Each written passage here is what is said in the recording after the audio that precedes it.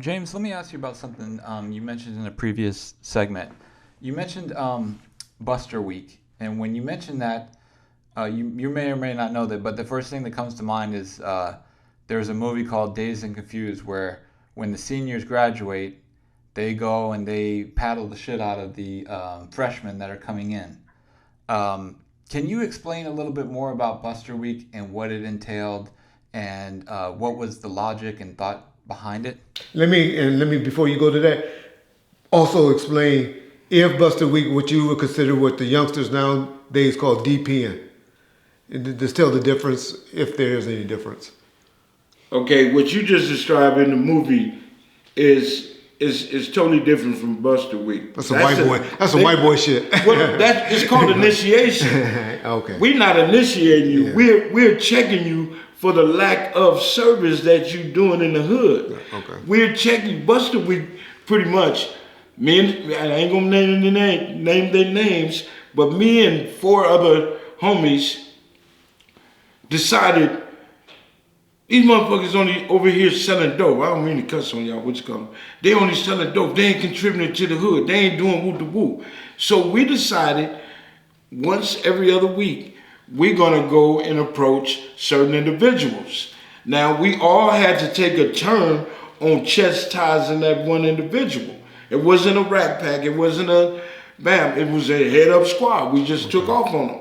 So we had names that we said, okay, we're gonna get this person. All right, I got him. No, let me get him because I really don't like him. This how we interact. Yeah, that's how y'all talk. Okay. And we see that person on the block. Let me holler at you. Nigga, you don't woo woo woo woo woo woo woo. Get on. And if it was anything other than that, it was they got took off on. And we went, I ain't gonna mention his name, we got some of the older homies, a couple, so if you was a buster, you was finna get touched. If you wasn't ready and doing hood shit, you was finna get beat up on. So DP is it's basically the same thing. But our thing was you ain't doing hood shit. You ain't from the hood. You live here, or you got ran up out the school, or you went to jail and you took your red shoestrings off. That'll fall up under DPN because you disrespected the hood. You know what I'm saying? We beat up motherfuckers because the lack of not doing what you're supposed to do for the hood. Okay.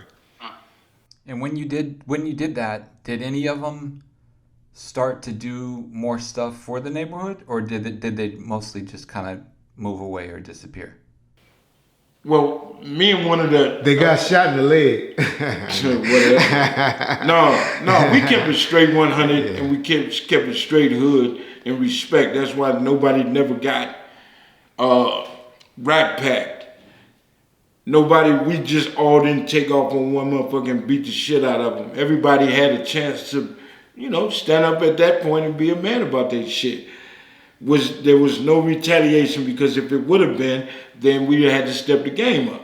And I think most people knew Gunplay, Mob James didn't have a problem with it.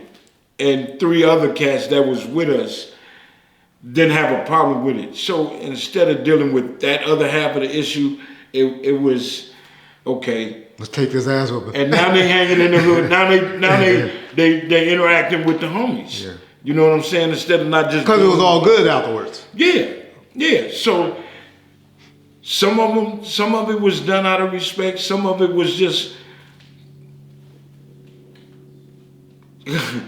If I was drunk, it probably went left or went the other way, ripping the nigga pockets and just being disrespectful.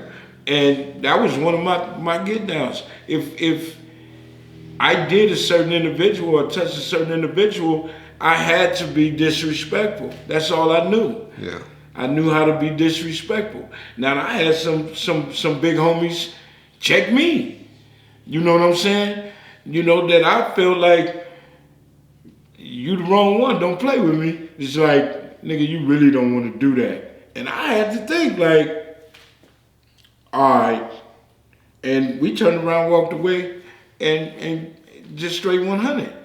You know what I'm saying? But I never hold the title of being a bully because, and everybody got to understand this. If you got 50 cats in the hood with red rags on, if I call one of those cats a bitch and he allow me to call him a bitch, he don't supposed to be in that circle. He don't supposed to be there. So that don't make me a bully for pointing out or proving to anybody or the other 48 that he's a bitch. He shouldn't be there. So never a bully. Ain't no such thing of being a bully in the hood. You only a bully because they allowed you to be. That's the point. Okay. Let me ask you this, James. Obviously, we're not going to get into specifics about what all stuff you used to do when you were deep into that. Obviously, your life has changed now and you're not in that same headspace. But now that your life has changed, and you did mention that you did used to drink to forget certain things, do you feel any sort of remorse or any sort of incidents that you think about and say, damn, you know what, I wish I could go back and undo that one, or I shouldn't have done this or that. Like, what is life like from a remorse standpoint to somebody like yourself that was so ingrained in that culture and now you're outside of it? Now you're not living that same way. John, I still right now today, I sit back and, let's say, reminisce about half of the majority of the shit that I used to do that I regret. Some people didn't deserve some of the things that we did or I've done to them.